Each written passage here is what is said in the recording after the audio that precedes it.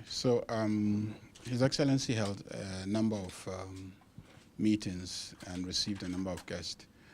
At the meeting with the Foreign Secretary, they discussed generally issues of peace in the West African sub-region, focusing on Mali, and also Ghana's strategic role in assisting in both the restoration of peace in Mali and the organization of their elections and the restoration of normalcy in Mali.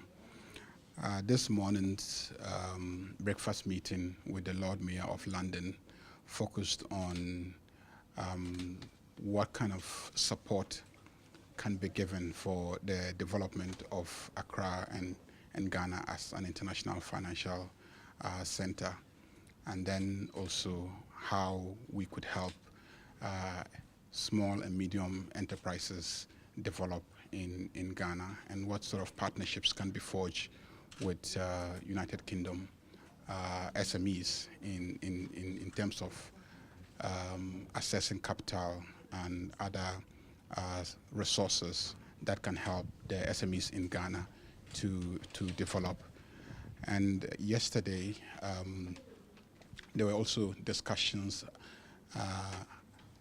at Lancaster House, and there again, the focus was on SMEs in Ghana and how to support the development of SMEs in Ghana in view of their potential to create jobs and working together to improve the economies mutually of United Kingdom and also of Ghana. Today, the meeting with David Cameron focused on a number of issues. One is that Prime Minister David Cameron committed to visit Ghana very soon. He didn't give exact dates, but indicated that he will be visiting Ghana very soon. He described Ghana as an island of peace, stability, and prosperity, and a model in Africa for others to emulate.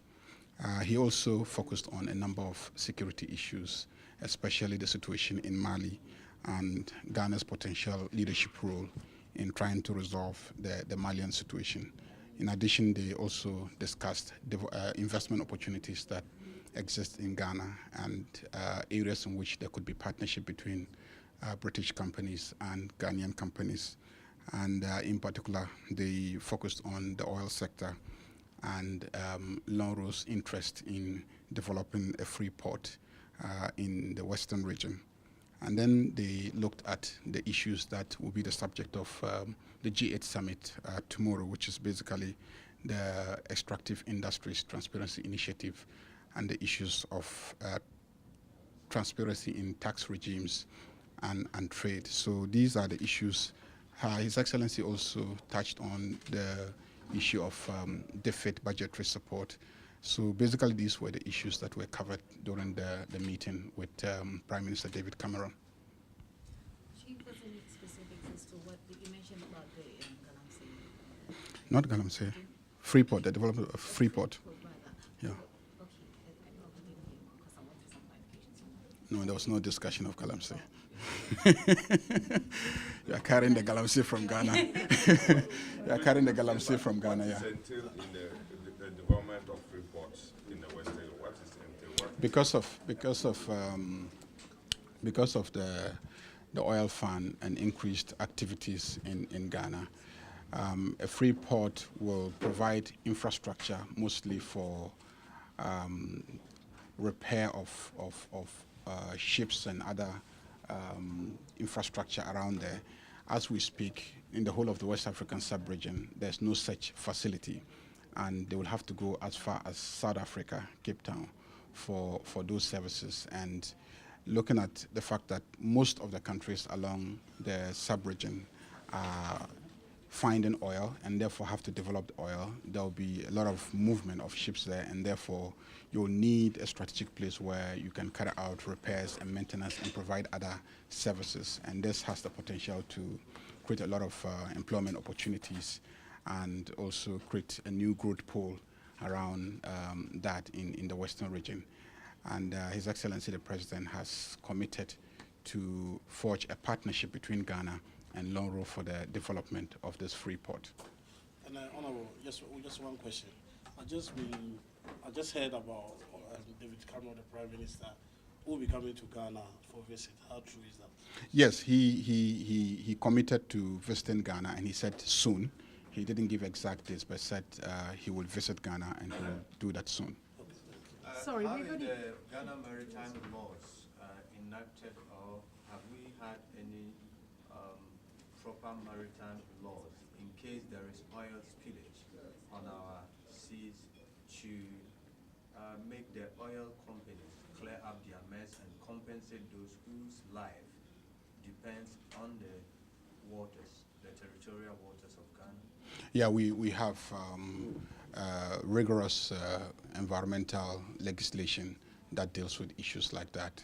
And clearly, every operator on in terms of oil production will definitely have responsibility to deal with any potential oil spill. So that is taken care of by our existing legislation. And indeed, the contracts based on which they are carrying out the development activities. Is it the existence legislations, or we are now going to have other legislations which will be mandate or compulsory to any oil companies coming in Ghana to make sure that the environment is on their agenda, how to keep the environment? We have always had an elaborate regime on the environment. And you know that we have the Environmental Protection Agency, which has been in existence for a long time and constantly being developed in terms of its capacity. And so that is an arrangement that exists. At the same time, also, these oil companies are also obliged by international law, and at the same time also, the terms of the contracts will usually make provision for them to deal with these issues in case of any oil spillage. Coming to the Environmental Protection Agency, I think we've seen the damage of the mining companies in Ghana doing to our environment, particularly in the western region, where spillage of cyanide is going into our waters. What is the government's decision to curb this situation as far as the western region and the environment is concerned in regards to the mining companies in Ghana? Most mining companies, and usually we're talking about large scale and medium scale mining companies that are operating under proper licensing and concession regimes, usually would have an elaborate regime in terms of environmental protection. And there will be all sorts of studies, and there will be inbuilt mechanisms to deal with the potential of these spillages. But the real cause of environmental degradation now is the activities of small-scale miners who are not operating with appropriate licenses and based on concessions. Those doing surface mining are doing more harm than the small-scale miners, which recently there are a lot of noise about that. When you look at Takwa all the way down to Ayamfuri to other places, the surface miners have actually robbed off the soil, the topsoil.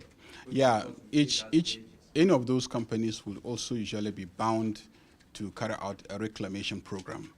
And so if you go back to wherever they have carried out the activities, there will be a reclamation program. And so that is enforced by the Environmental Protection Agency. Has it been done? Yeah, it's been done. It's been enforced by Environmental Protection Agency. Of course, anytime that reclamation takes a long time. You know, if you plant trees today, it takes a long time for them to grow. And you can never really bring the environment back to how it was in its original state. But all these companies are obliged to carry out a reclamation program. Can I ask you what Mr. Cameron and the President discussed with regard to transparency and regulation in the oil industry? Well, I mean, Ghana has an elaborate regime for the management of oil resources. There is an elaborate, transparent reporting arrangement. Every year, we will have to report on how much receipts were made in terms of oil revenues, and report to Parliament, publish it, and at the beginning of every year we will have to give some indication of projections, and then also indicate what we intend to use the revenues for. And we are not allowed to, if I may put that way, consume all the revenues. We have some that we put in the heritage fund, and then we have those that we can actually spend upfront. And so Ghana's model has been cited everywhere as a good one that most countries can emulate. And I believe that the G8 summit will provide us an opportunity to showcase this model. But I think also that in the case of the developed countries, we will need a corresponding regime that ensures that they also are able to check the multinational companies operating in developing countries so that they can track how much money they are actually taking out of developing countries for tax purposes, for determining appropriate taxes to be paid here, but then also it helps the developing countries to know exactly how much is going out so that the appropriate royalties can be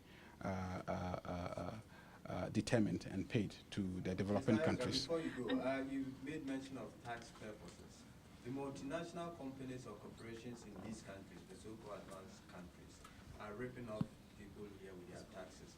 What are the rules and regulations that Ghana will be putting in place to check those corporations working in Ghana to pay the needed tax to people of the country? Well, I mean, we have in the oil extraction arrangement a metering system that enables us to determine exactly how much oil is being taken, and therefore we're able to calculate how much is due Ghanaians by way of royalties and other obligations. I think that the United Kingdom is one of those countries that have given a clear indication of a commitment to also implement the EITI transparency regimes, which would hold most multinationals accountable in terms of exactly how much they are extracting from developing countries. And I've been reading David Cameron's speeches since he assumed the G8 summit leadership, and his commitment to getting the United Kingdom to also ensure that their companies and to get other developed countries who are participating, to get their countries to also begin to hold their multinationals accountable in terms of how much they are extracting from developing countries and then paying the right kind of taxes. Can I ask you to summarize for us what the key agreements were from this morning's meeting, Mr. Cameron? Well, the key agreement were that David Cameron indicated his commitment, Prime Minister Cameron indicated his commitment to visit Ghana. They also expressed satisfaction with Ghana's performance as a model democracy in Africa. And then also they expect Ghana to play a key leadership role in dealing with the situation in Mali, restoring democracy and peace in Mali. And then also they discussed investment opportunities that exist in Ghana and in the UK that UK businesses and Ghanaian businesses can partner to be able to exploit to the mutual benefit of the two countries. Thank you very much.